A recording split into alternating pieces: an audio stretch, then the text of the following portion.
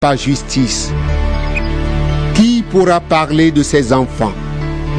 Personne. En effet, on a supprimé sa vie de la terre. L'Éthiopien demande à Philippe: S'il te plaît, dis-moi, le prophète parle de qui? De lui-même ou de quelqu'un d'autre? Alors Philippe prend la parole. À partir de ce passage des livres saints, il lui annonce la bonne nouvelle de Jésus. Ils continuent leur chemin et arrivent à un endroit où il y a de l'eau. L'Éthiopien dit à Philippe: Voici de l'eau. Qu'est-ce qui empêche que je sois baptisé? Il fait arrêter la voiture.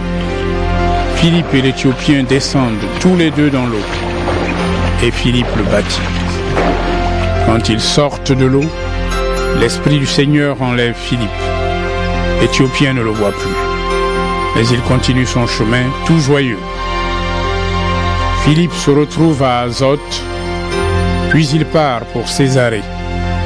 En chemin, il annonce la bonne nouvelle dans toutes les villes. Chapitre 9. Pendant ce temps, Saul ne pense qu'à menacer et à faire mourir les disciples du Seigneur. Il va voir le grand prêtre et lui demande des lettres pour les chefs juifs de Damas. Alors, si Saul trouve des gens, des hommes ou des femmes, qui suivent le chemin de Jésus, il pourra les arrêter et les emmener à Jérusalem. Saul est encore sur la route et il approche de Damas. Tout à coup, une lumière venue du ciel brille autour de lui. Il tombe par terre et il entend une voix qui lui dit: Saul, Saul, pourquoi est-ce que tu me fais souffrir? Il demande: Seigneur, qui es-tu? La voix répond: Je suis Jésus. C'est moi que tu fais souffrir. Mais relève-toi et entre dans la ville. Là, on te dira ce que tu dois faire. Les gens qui voyagent avec Saul se sont arrêtés. Ils n'osent pas dire un mot. Ils entendent la voix, mais ils ne voient personne. Saul se relève. Il a les yeux ouverts, mais il est aveugle. On le prend par la main pour le conduire à Damas. Et pendant 3 jours, il reste aveugle, il ne mange rien et il ne boit rien. À Damas, il y a un disciple appelé Ananias. Le Seigneur se montre à lui et lui dit: Ananias. Ananias répond: Oui, Seigneur, me voici. Le Seigneur lui dit: Va tout de suite dans la rue droite. Entre dans la maison de Judas et demande un certain Saul de Tarse. Il est en train de prier. Et voici ce que je lui ai montré. Un homme appelé Ananias est entré et il a posé les mains sur sa tête pour qu'il retrouve la vue. Ananias répond: Seigneur, j'ai entendu beaucoup de gens parler de cet homme. Je sais tout le mal qu'il a fait à tes disciples à Jérusalem. Et les chefs des prêtres lui ont donné le pouvoir d'arrêter ici également tous ceux qui font appel à ton nom. Mais le Seigneur dit à Ananias: Va trouver cet homme. Je l'ai choisi et je vais me servir de lui. Il fera connaître mon nom aux autres peuples, à leur roi et aussi au peuple d'Israël. Je lui montrerai moi-même tout ce qu'il doit souffrir à cause de mon nom. Ananias part et arrive dans la maison. Il pose les mains sur la tête de Saul en lui disant: Saul, mon frère, c'est le Seigneur qui m'envoie. C'est ce Jésus qui s'est montré à toi sur la route où tu marchais. Il m'envoie pour que tu retrouves la vue et que tu sois rempli de l'Esprit Saint. À ce moment-là, des sortes d'écailles tombent des yeux de Saul et il retrouve la vue. Il se lève et il est baptisé. Puis il mange et il reprend des forces. Saul reste quelques jours avec les disciples à Damas.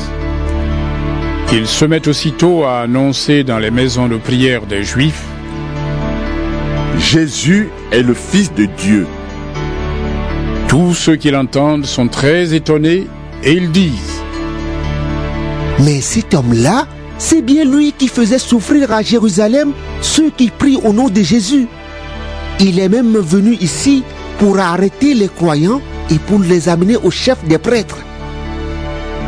Mais Saul parle avec encore plus d'assurance. Il prouve que Jésus est le Messie. Et les Juifs qui habitent Damas ne savent plus ce qu'il faut lui répondre. Au bout d'un certain temps, il décide de faire mourir Saul. Mais Saul apprend cela. Jour et nuit, on surveille les portes de la ville pour le prendre et le faire mourir. Une nuit, les disciples de Saul le mettent dans un grand panier et ils le font descendre de l'autre côté du mur de la ville. Quand Saul arrive à Jérusalem, il essaie d'entrer dans le groupe des disciples. Mais tous ont peur de lui.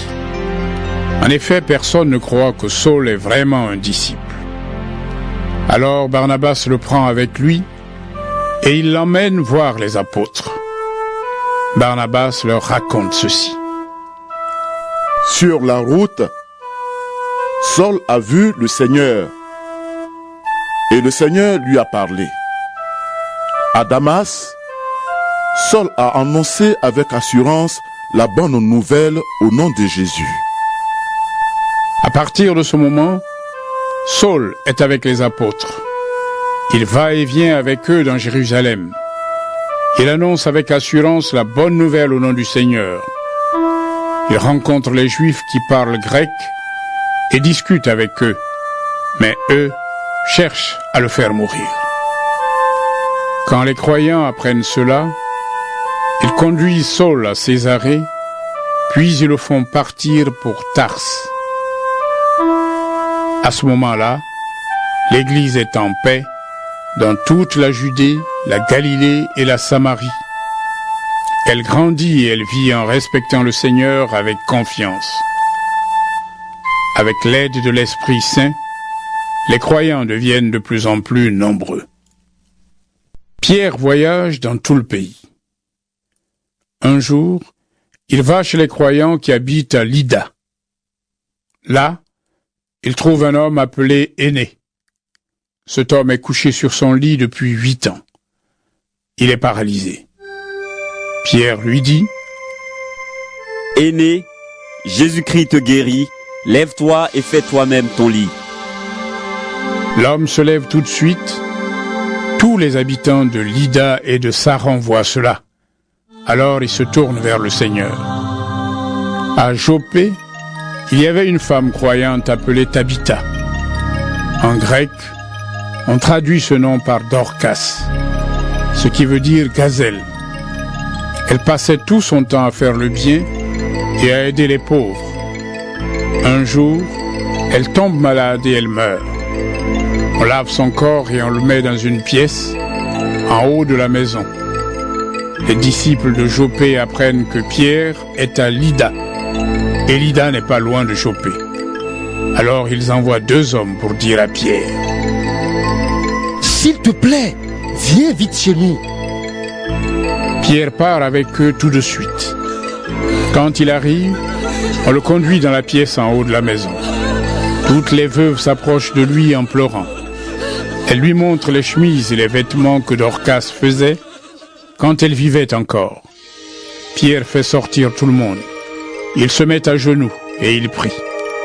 Ensuite, il se tourne vers le corps et dit: Tabitha, lève-toi. Tabitha ouvre les yeux et, quand elle voit Pierre, elle s'assoit. Pierre lui prend la main et l'aide à se lever. Ensuite, il appelle les croyants et les veuves et il leur montre Tabitha vivante. Tous les habitants de Joppé apprennent ce qui s'est passé et beaucoup se mettent à croire au Seigneur. Pierre reste assez longtemps à Joppé. Il habite chez Simon, un artisan qui travaille le cuir. Chapitre 11. Les apôtres et les croyants qui sont en Judée apprennent ceci.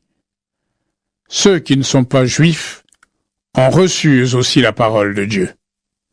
Quand Pierre revient à Jérusalem, les croyants d'origine juive se mettent à discuter avec lui. Ils lui disent: Tu es entré chez des gens qui ne sont pas circoncis, et tu as mangé avec eux. Alors, Pierre raconte tout ce qui s'est passé depuis le début. Il leur dit: J'étais dans la ville de Joppé et je priais. J'ai vu quelque chose qui venait de Dieu. Un objet est descendu vers moi. Il ressemblait à une grande toile qu'on tenait par les 4 coins. Elle est descendue du ciel et elle est arrivée jusqu'à moi. J'ai regardé avec attention ce qu'il y avait dans la toile et j'ai vu des animaux à 4 pattes, des animaux qui rampent sur la terre et des oiseaux. J'ai entendu une voix qui me disait: Pierre, lève-toi, tue et mange. J'ai répondu: Non, Seigneur, aucune nourriture interdite ou impure n'est jamais entrée dans ma bouche. Une deuxième fois, j'ai entendu la voix qui venait du ciel. Elle disait: Ce que Dieu a rendu pur, ne dis pas que c'est interdit. Cela s'est produit 3 fois. Ensuite, tout est remonté dans le ciel. Au même moment, 3 hommes sont arrivés à la maison où j'étais. On les avait envoyés de Césarée pour me faire venir. L'Esprit Saint m'a dit: Pars avec eux sans hésiter. Les 6 frères que j'ai amenés ici m'ont accompagné à Césarée et nous sommes entrés dans la maison de Corneille. Voici ce que Corneille nous a raconté.